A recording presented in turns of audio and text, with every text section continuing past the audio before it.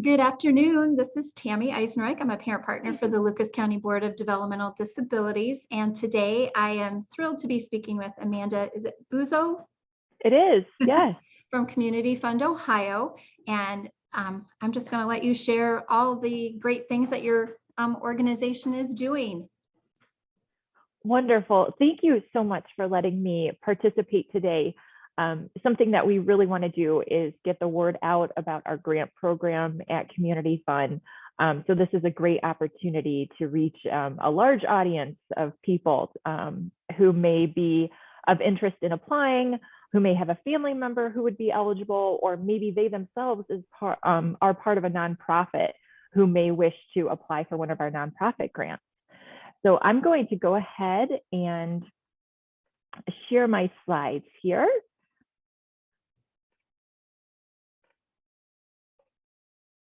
Okay. Let's get this going. Okay, and let me try to reverse here. Okay, so hopefully you can now see the PowerPoint that I'm going to be going over today about grants. Again, as previously said, my name's Amanda. I'm the Executive Director at Community Fund Ohio. And please, this information is being provided as of May 2022. Sometimes our application can change. Sometimes the eligibility criteria changes. So if you can visit our website to get the most up-to-date information, that's what we recommend. But this information we think will be applicable for at least the rest of 2022. So Community Fund offers grants. We offer two types of grants. We offer grants to nonprofits that serve Ohio residents with disabilities. And then we also serve Ohio residents with disabilities by offering a different grant program. So our focus today is going to be on that individual grant application. But as I mentioned previously, if you are part of a nonprofit organization and have interest in that, please definitely visit our website because we have our eligibility criteria on our site. So one question to start off is, where does Community Fund get our money to fund the grants? We are a nonprofit, and we administer special needs trusts for Ohio residents with disabilities. That is what we do most of our day. Running the grant program is an important part of what Community Fund does, but it's actually not how we spend most of our time. We work with over 5,000 individuals and families who reside in the state of Ohio, where they have set up a special needs trust with us. And when the beneficiary passes away, the funds remaining in the trust could be left to Community Fund. And when the funds are left to Community Fund, our board votes to use it for our grant program. So right now we don't use it to keep our lights on. We don't use it for my salary. We use it to make grants for individuals and nonprofits in the state of Ohio. We distribute, right now, we distribute anywhere from $300,000 to $400,000 a year. So it is a pretty robust grant program compared to some of the other programs that may be out there. They're all valuable and all important, regardless of the size of their grant program. It's not easy to run a grant program, so we applaud everyone who does that. So regarding eligible individuals, to be eligible for one of our grants, you must be an Ohio resident, you must be an individual with a disability, and the grant request must be for something that is disability related. There are three types of individual grant applications, I should say. It's the same application, but there are three different options on the application. The first one may not apply to a lot of people listening today. If you were one of our former trust beneficiaries, maybe you spent all the money during your lifetime, we have a specific type of grant for you so that you can apply, and we already know you're eligible because you are eligible for our trust services. That has a $1,500 lifetime maximum. There is a different type of grant for someone who has a financial hardship. They do not need to have ever received trust services from us. It is in no way associated with our trust. If you meet the financial hardship criteria, there's a $5,000 lifetime maximum. So I often get questions on this. If someone applies for a financial hardship grant and they only need $2,000 and they are approved for that $2,000, that means they have additional opportunities to request the remaining $3,000. We don't put a limit on the number of grant applications, just on the maximum amount that we will approve. To be eligible for the financial hardship, the applicant must receive supplemental security income, or SSI, ABD Medicaid, Magi Medicaid, Healthy Starter Healthy Families, Medicaid buy-in for workers with disability, or any of the DD or home care waivers. So that would include IO, self, or level 1 waivers. We ask for documentation to be submitted with the application so we can confirm if the person checked yes to SSI, that they didn't actually mean a different Social Security program that might make them ineligible for the financial hardship. And the last is the special needs grant without any hardship provision. This means that a typical, if there's such a thing, a typical middle-class family that maybe has 2 income sources or maybe 1 income source, who is not eligible for Medicaid or SSI because of the household composition and the amount of money that's coming into the household, they would be eligible for the special needs grant without the hardship. We do not look at the parent's income and resources. We do not look at the applicant's parent income or resources. It's purely, are you an Ohio resident? Do you have a disability? Is your request for something disability related? Now this one, because it doesn't have the hardship component, has a lower lifetime maximum, and that is $1,500. And we do ask for documentation to be attached to the application for this item as well. So what are disability related expenses, or at least what does it mean to community fund? Here are some examples. Home modifications. So grab bars in the bathroom, or installing a ramp to enter the front door or the garage, or maybe pulling up carpet to allow different flooring so that the individual can walk or use their wheelchair or walker in a more accessible way. Changing the height of the shower so that someone may not need to step over and step into the shower. Many different things with home modifications. Vehicle modifications, the thing we think of most often are hand controls or wheelchair accessibility, but it's not limited to that. Educational expenses. We have several individuals who attend college and work through their special education program, whatever that might be called at that particular college, and they're asking for specific expenses. We've had individuals who are contemplating going into college, and the particular organization provides like a summer camp so that people can come on site, can come on campus and figure out if it's the right thing for them. Books, things that are specifically related to educational expenses. Camp is a big one. We encourage people to apply for camp in the first quarter, which would be January, February, or March, so that you know that you have the funding before camp, which is typically in the summer, but it could be any time of the year. Therapy not fully covered by insurance, for example, the horseback riding or the HIPAA therapy, music therapy, things that the insurance might not offer, or maybe there's a limitation on the number of sessions that insurance would pay for, or maybe the individual doesn't have insurance.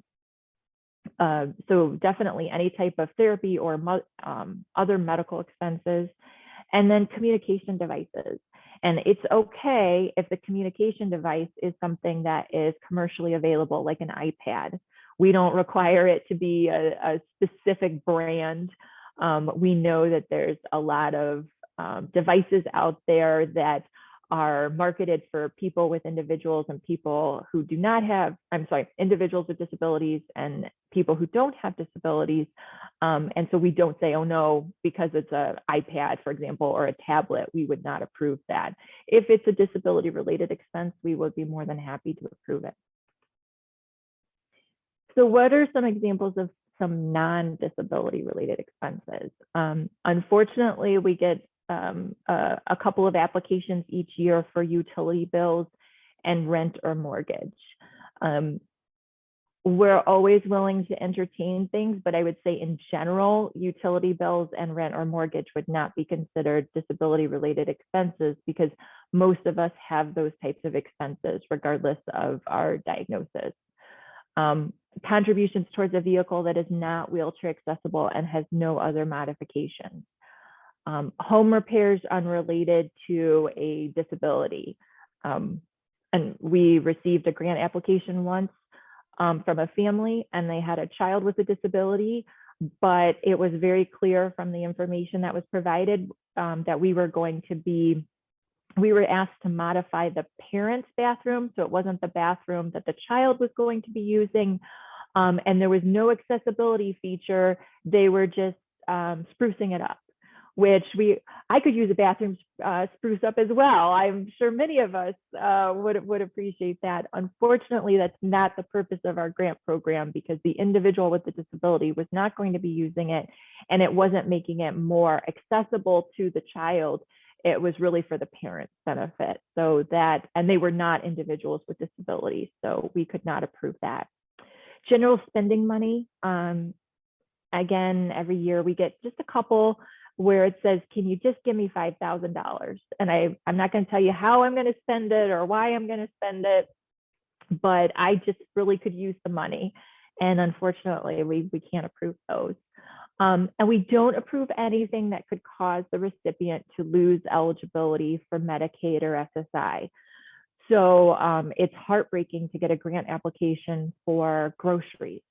But if the individual is on Medicaid or SSI, if we pay for groceries, it's going to cause interference with those public benefits. So we cannot, plus it's not a disability related expense, but even if we could try to argue it was a disability related expense, if it's going to impact Medicaid or SSI or food assistance or Section 8 housing, any benefit the person may receive, we're not going to approve that grant.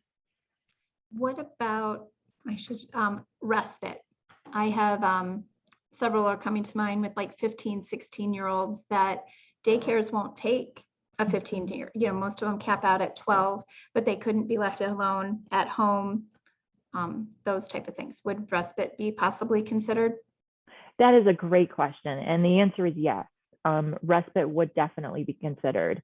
When our committee is reviewing grant applications, which they do at the end of each quarter. So, there are 4 quarters in a year. We're actually getting ready for our second quarter because it will be ending at the end of June. So we will be meeting towards the end of July to review all the grant applications with our committee, and then decisions will be made at the end of July or beginning of August. And so one of the factors is how much money do we have left? Because we look at it on a calendar year basis.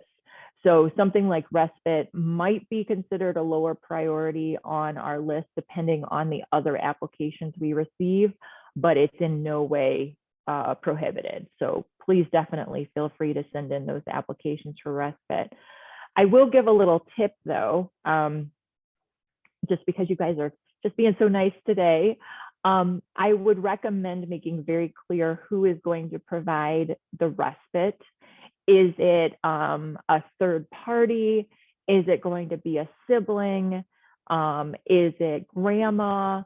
Those are things that our committee may consider when they're looking at all the applications that we're receiving. I know we did receive an application, and I don't want to give too much specific information, so I'll just provide very broadly.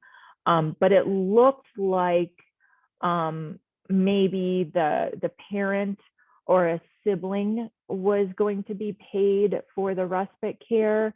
And our committee, in looking at the other applications, our committee did not approve that one, both because we were running out of funds, and also it wasn't really clear from the application why the parent or the sibling was being paid.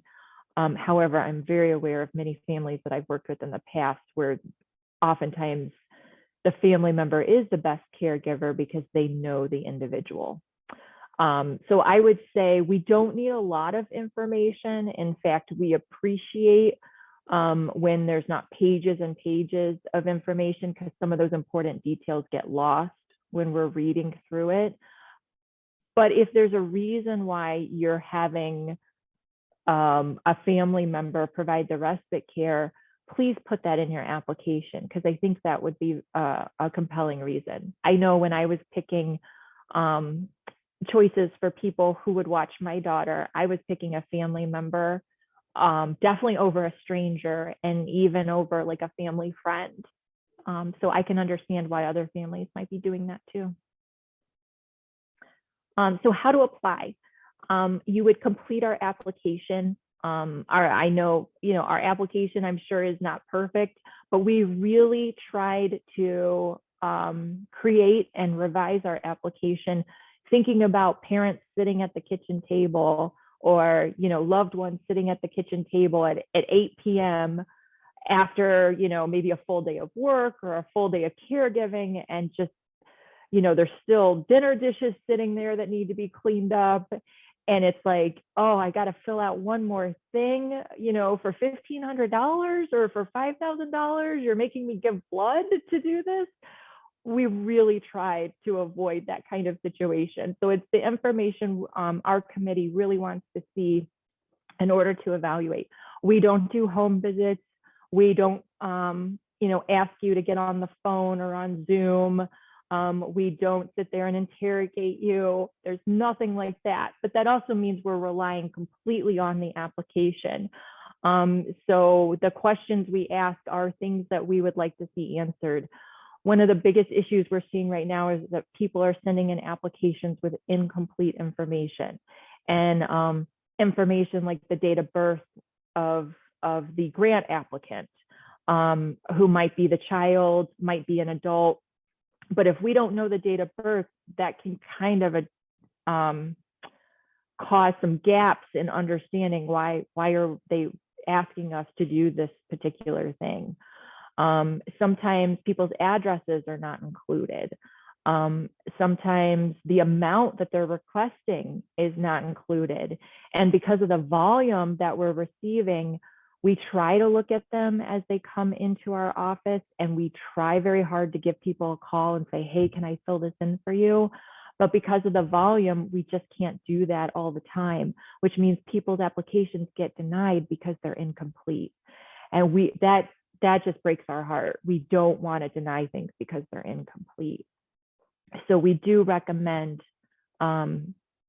definitely going from top to bottom and completing each of the pages of the application. And if something doesn't apply, then you can just write, doesn't apply. But at least we know you read the question and that is your answer to it, as opposed to just blank. Amanda, do you guys notify families either way? Like, what if you had to roll into the next quarter? Or Thank you so much. That's an excellent question. So we notify typically in writing through mail, because we're kind of old fashioned, but we're getting into email. We're getting into the 20th century.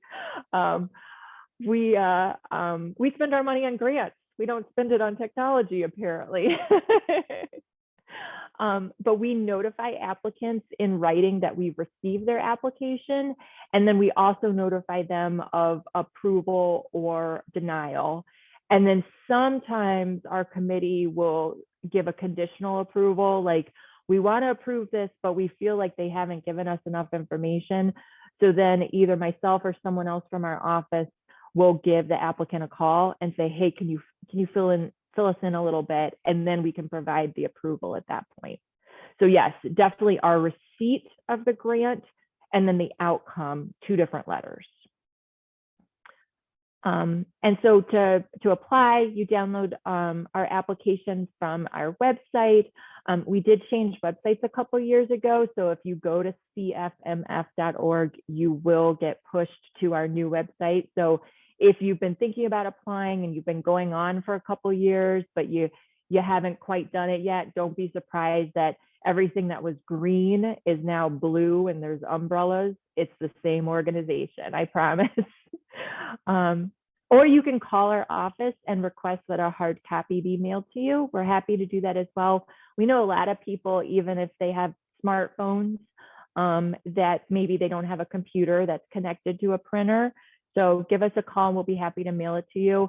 Right now, we do not have it as like a fillable document that you can submit through our website. And part of that is because a lot of things are medically related and it's HIPAA and protected health insurance or health information, issues, but we are working on that. I hope there will be some big changes on that front within the next year. Fingers crossed, and you have me recorded, so now I have to be held to that.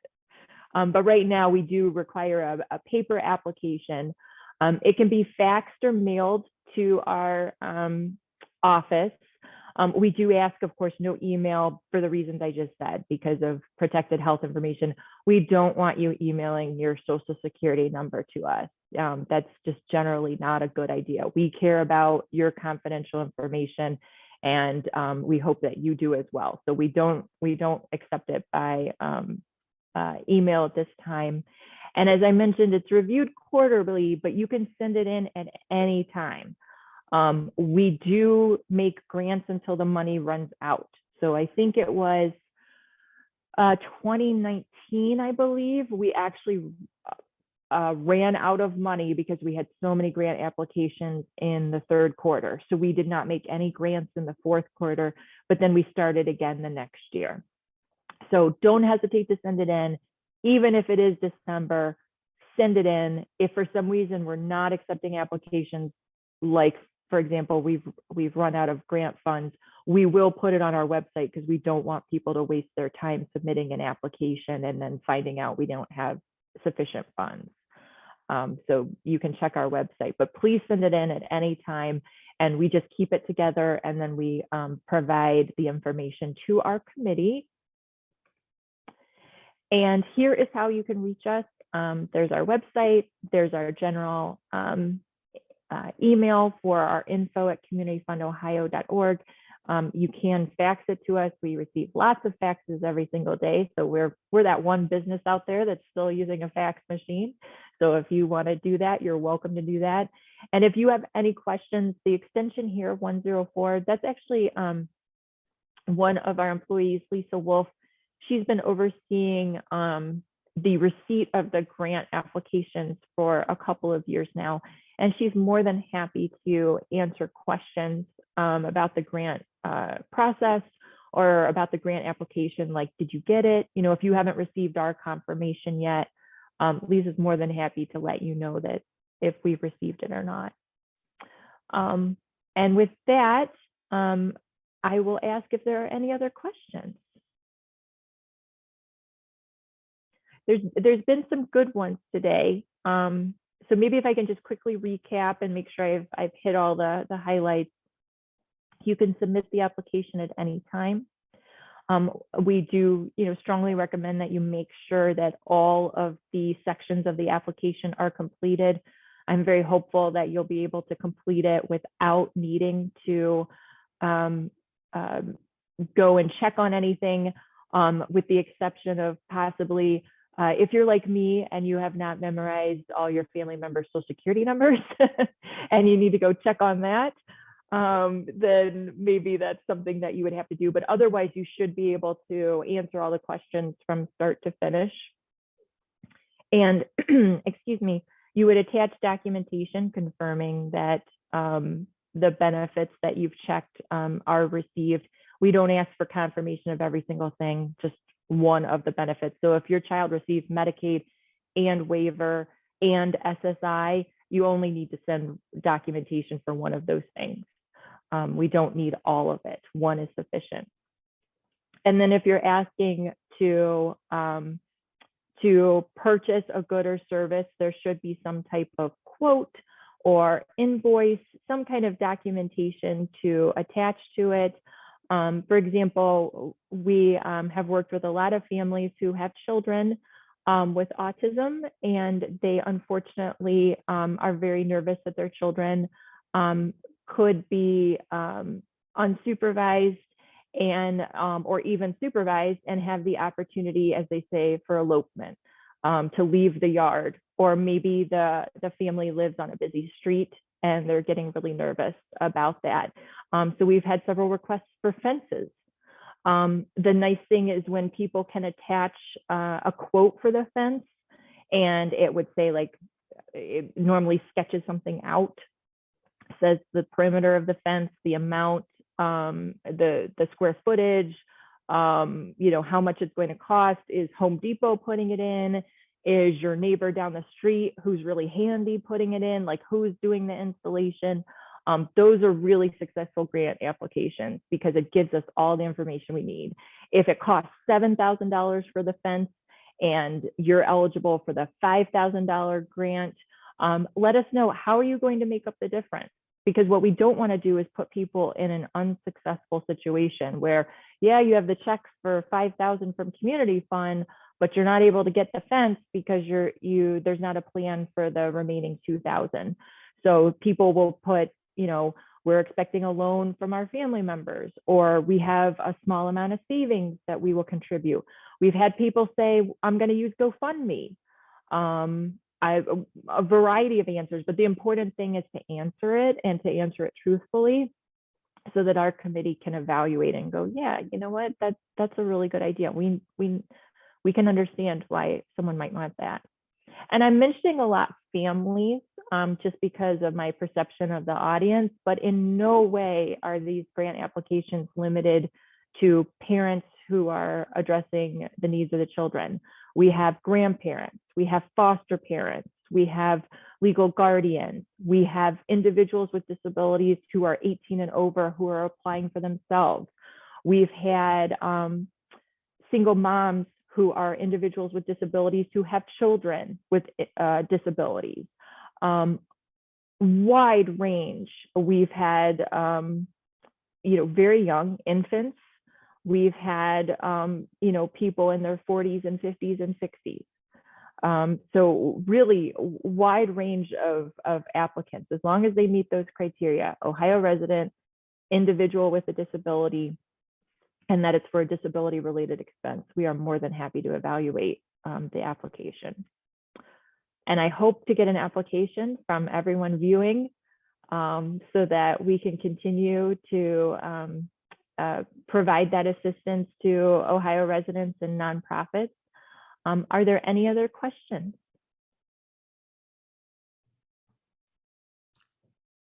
You answered everything that came in through the chat, as well as the few that I had ahead of time. So thank you so much. I think that's all we have. Next month on June 29th, the last Wednesday of June, we will be speaking to iTalk, the Autism Foundation, about their iPad grant cycles, as well as their app facilitator program. So thank you for joining us today. And if you have any questions, don't hesitate to email me.